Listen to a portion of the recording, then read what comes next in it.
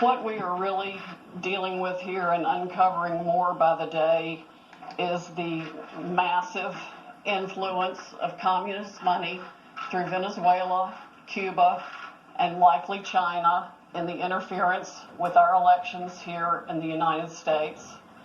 The Dominion voting systems, the Smartmatic technology software, and the software that goes in other computerized voting systems here as well, not just Dominion, were created in Venezuela at the direction of Hugo Chavez to make sure he never lost an election after one constitutional referendum came out the way he did not want it to come out.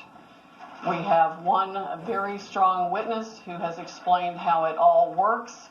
His affidavit is attached to the pleadings of Lynn Wood in the lawsuit he filed in Georgia. It is a stunning, detailed affidavit because he was with Hugo Chavez while he was being briefed on how it worked. He was with Hugo Chavez when he saw it operate to make sure the election came out his way. That was the express purpose for creating this software.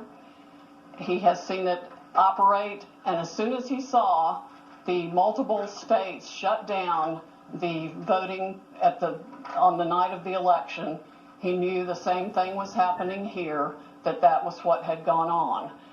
Now, the software itself was created with so many variables and so many back doors that can be hooked up to the internet or a thumb drive stuck in it or whatever, but one of its most characteristic features is its ability to flip votes. It can set and run an algorithm that probably ran all over the country to take a certain percentage of votes from President Trump and flip them to President Biden, which we might never have uncovered had the votes for President Trump not been so overwhelming in so many of these states that it broke the algorithm that had been plugged into the system. And that's what caused them to have to shut down in the states they shut down in. That's when they came in the back door with all the mail-in ballots, many of which they had actually fabricated. Some were on pristine paper with identically matching perfect circle dots for Mr. Biden.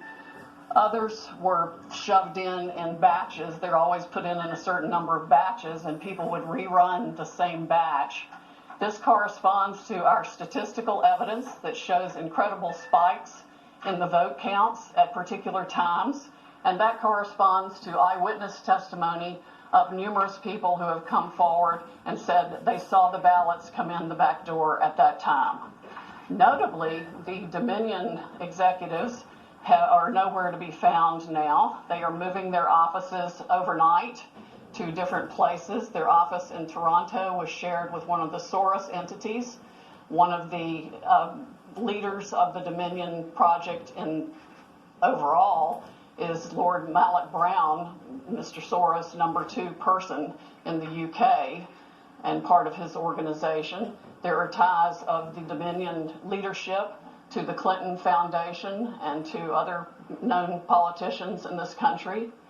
Just to give you a brief description of how this worked, I'm going to quote from a letter that was written, and I will read that to make sure I get the quotes right. This person was objecting to the United States acquisition of Sequoia voting systems by Smartmatic, a foreign-owned company. I believe this transaction raises exactly the sort of foreign ownership issues that CFIUS is best positioned to examine for national security purposes. It's